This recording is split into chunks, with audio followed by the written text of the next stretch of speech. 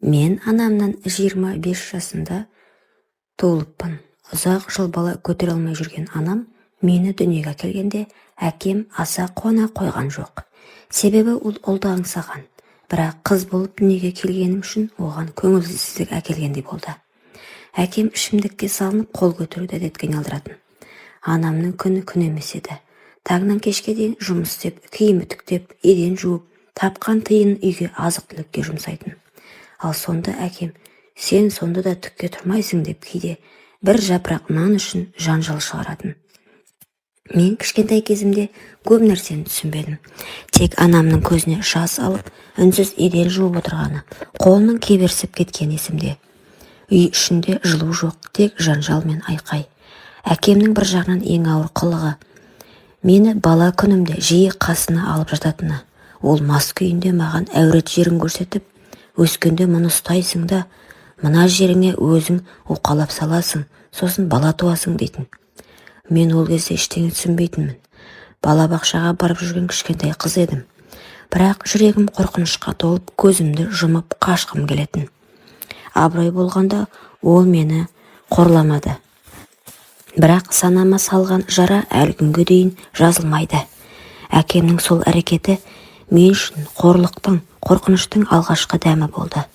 Анам шыдамады, күн сайын ұрып соғып, 5-ші қабаттан бастап төмен қарай шашынан сүйреп ұруды тоқтамады. Анам кейін ауруға ұшырады. Тоқ-ішектері байланып ауруханадан бір-ақ шықты. Ақыры амал жоқ, үй күйіміз жоқ болса да, ондай әкеден ажырасуға бел будық. Менің де санам уланды. Күн сайын анам жұмыста болғанда, ол әуретті жерін көру, қолмен ұстап көрмесең ұратын. Анам көріп шыдамады. Біз басқа қалаға көшіп кеттік. Анам мені қолынан келгенше қорғады. Бірақ өзі қатты сырқаттанып жүретін. Ол өмірдің ауыр жүгін көтере алмады. Мен 16 жасқа келгенде 41 жасында анам ауыр дертке шалдығып, рак ауруынан көз жұмды. Соңғы рет маған қарағандағы жанарында мейірімде, өкініште, қимастық та бар еді. Мен жетім қалдым. Әкем менен толықтай бас тартып, нотариусқа қолхат жазған. Анамның маған қалдырған үйі де қолымнан кетті. Алаяқтарға жем болдым. Залогқа қойдым, үлкен ақша береміз деп алдады. Жатақханада жалдамалы пәтерлерде күн кештім. Қолымда ештеңе жоқ, жанымда ешкім жоқ. Сол кезден бастап менің тағдырым басталды. Жетімдіктің азабын тартып жүрген кезім. Жатақханада оқудан соң үйреншікті ауыр тұрмыс, күнде жалғыздық.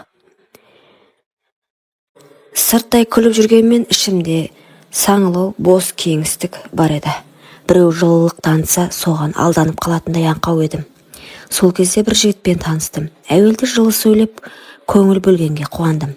Ол мені қорғағандай, қамқорлағандай көрінді. Қыз жүрегіне қажет сөздерді айтуды білді. Бір күні ол мені үйіне шақырды. Ішімде күмән болғанмен жақсы көреді деген ой басым кетті. Үйге кіргеннен бастап ол мені құшағына тартып, омырауыма қолын жүгірте бастады. Қолынан сырғып шыққым келді, бірақ жүрегім біртүрлі қарсылық таныта алмады. Ол мені баяу шешіндіре бастады. Әр киімді сыпырып түскен сайын өзімді әлсіз сезіндім. Қорқыныш аралас ұят пен құмарлық бойымды билеп бара жатты. Жүрегім дүрсілдеп, тамағыма тығылып, көзім жасаурап тұрды. Әуелге тиіспеймін, жай ғана ұшын итеремін дейтін, бірақ жігіт мені диванға жатқызды. Жоқ деген даусым естілмегендей болды. Аспабын итерді. Ол қалаумен әрекет етіп, тәнімді иеленді. Сол сәтте өзімді тасталған болғандай сезіндім. Қарсыласқаным бекер еді, күшім жетпеді. Алғаш рет болғандықтан бойымдағы бар пәктік моншақтай төгілді.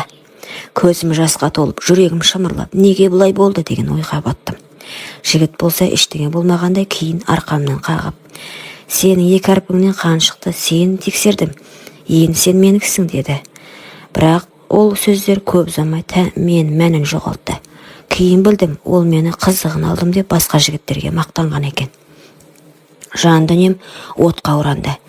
Мені қорғаштап, қорғауға тиіс жан керісінше ар-намысымды ойыншық етіпті. Сол күннен кейін менің ішімде бір нәрсе сынды. Қызықпен бірге сенімім де, үмітім де жоғалды. Жоғалған арыммен бірге ішкі дүниемнің бір бөлігі де үзілгендей болды. Енді ештеңе жоғалтарым қалмады деген ой мені батылда әлсіз етті. Қызықпен бірге қорғанымнан айырылған соң мені тоқтатар шекара қалмағандай еді. Алғашында жүрегім қан жылап, өзімді кінәлап жүрдім. Бірақ уақыт өте келе біртүрлі үйреніп кеттім. Жаным жылылық іздеді, бірақ махаббат таба алмадым. Оның орнына құмарлықты қолай бердім.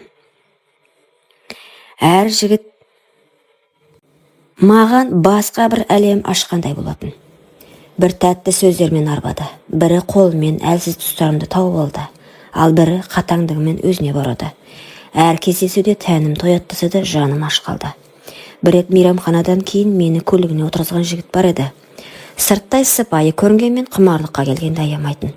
Көліктің артқы орындығында еріндерімді құмағайлы сөйлеп, үстімдегі көйлегімді жыртып түсірген кезде бойымды әлсіздік билеп қарсы тұра алмадым. Әр қимылымнан ыстық от сезіліп, құшақтаған сайын тереңге тарта берді. Кейде пәтер жалдап кездесетін жігіттер болды. Шамды өшіріп тек денемді сипаған қолдарына берілген сәттерімді әлі ұмытпаймын. Бірі еркелетіп тәтті сөздер айтса, бірі дөрекілікпен өз қалауына көндірді. Бірақ олардың ешқайсысы мені шын сүйген жоқ. Күні кеше бір рет қана көрейік деп басылған сәттер уақыт өте әдетке айналды. Құмарлықты іздеп, соған тәуелді бола бастадым. Әр түннен соң жүрегім бос қалғанымен, денем әлсіреп қайта-қайта сол жолды таңдадым. Махаббатсыз құмарлық екенін білсе де кеш түсіндім. Көп жігітпен болғанымда жүрегім ешқашан тыныштық таппады. Әрқайсысы құмарлығын қандырып, артынша бәрі осы ма деп сұрақ қалдырып кететін. Бірақ бір күні өзгеше бір жігіт жолықты. Ол менен үлкен, 30-дан асқан, сөзінде бір салмақ бар сияқты көрінді. Әңгімесін тыңдасаң, сені түсініп тұрғандай, сенің жаныңды жұбата білетіндей әсер қалдыратын.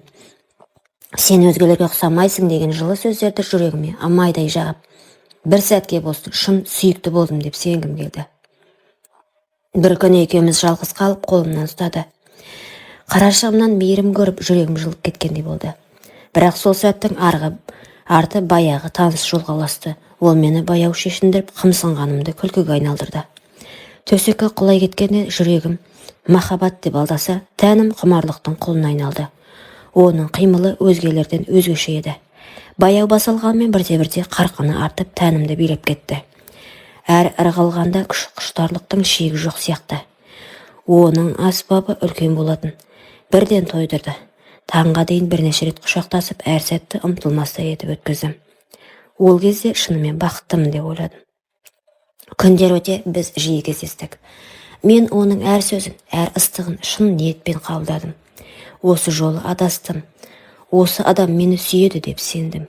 Өзімді тіпті әйеліндей сезініп, барлық жаныммен беріледім. Бірақ көп ұдамай шындық ашылды. Оның әйелі, бала-шағасы бар екен. Мен үшін айтылған сөздер жай ғана тәтті ойын болып шықты. Ол мені басқалар сияқты қалауын алған соң үнсіз тастап кетті. Хабарсыз қалды. Көп пе, аз ба білмеймін. 9 еркекпен жақын болдым. Өзімді тағы да біреудің ойыншығына айналғанын түсінгенде бүкіл жан дүнием құлады. Мен тағы да алданыппын. Құмарлықта махаббатпен шатастырып, жалған сезімнің құрбаны болдым. Көп адасқаннан, көп сүрінгеннен кейін мен де шаршадым. Өмірдің әрбір ұшынан соққы жеп, жүрегім күл талқан болғанда, жалғыздық ең ауыр жүкке айналды. Жақсы адам сенің тағдырыңа тыныштыққа келеді дейді. Менде таңдауда қалмаған. Енді біреуге шын сүймесем де, қасымда бір адам болған дұрыс шығар деген ойға берілдім. Ол жігіт мені шын жақсы көрді. Үйленген күннен ақ көзімден мейірім көрінді. Бірақ менің жүрегім мүлде үнсіз қалды. Не жылылық, не құштарлық ерте оянбады. Мен тек жалғыздықтан құтылу үшін, қоғамда мен де біреудің жары болдым деп көрсету үшін күйеуге шыққанымды іштей сезіп тұрдым. Күйеуім мені жақсы көрген сайын, менің ішімдегі бос кеңістік одан сайын ұлғая түсті. Оның қолынан ұстасам да жүрегім дір етпеді. Құшағына кірсем де тәнім құмарлықты бұрынғыдай аңсады. Бірақ енді бәрін іште бүгіп сыр білдірмедім. Анасы да алғашында бәрін қабылдамады мені. Бұл қыз бізге лайық па деген сұрақпен күдіктене қарады. Бірақ уақыт өте келе бәріне көнді. Өмір деген өзі бір ақыспен алып кетеді екен ғой. Сөйтіп бір ұл бір қызды дүниеге әкелдім. Балаларым тағдырымды ең үлкен сыйлық, ең үлкен жұбанышым. Олардың күлкісі мен көз жасы үшін бәріне шыдадым. Бірақ өзімді шын бақытты сезіне алмадым. Күйеуім маған шектеулер қойды. Үйде отыр, балаларды бақ, артық жүрме деді. Сырт көзге бәрі жақсы көрінгенмен, өзімді темір торға қамалғандай сезіндім. Күйеуімнің мейірін сезінсем де, оның құшағы маған жылу емес, тұтқандай болып кетті. Өткен өмірімде еркектерден көрген қорлық, алданған сезім, жоғалтқан ар-намысым, бәрі бір-бір жара болып жанымның түбінде қансыраған күйі қалған. Енді оны ешкім емдей алмайды. Әкем кейіннен кешірім сұрап келді. Өмірім соңында қызым, менің қатемді түсіндім, кешірші деп. Біз аздан араласып жүрдік, бірақ ол да отбасы құра алмай жалғыз өтті. Біраз уақыттан кейін ол да өмірден озды. Мен болсам жетім болдым. Бірақ бір қарағанда отбасы бар, балалар бар әйелмін. Бірақ жүрегімде бос кеңістік әлде толмаған. Өмір бойы шын сүймей, сүйікті бола алмай, өзімді тұтқында өткіздім. Құрметті оқырман, өмірден алынған сабақ болар оқиғаларды тыңдағыңыз келсе, менің арнама тіркеліп лайк, коммент жазып қолдап кетіңіздер. Келесі кездескенше.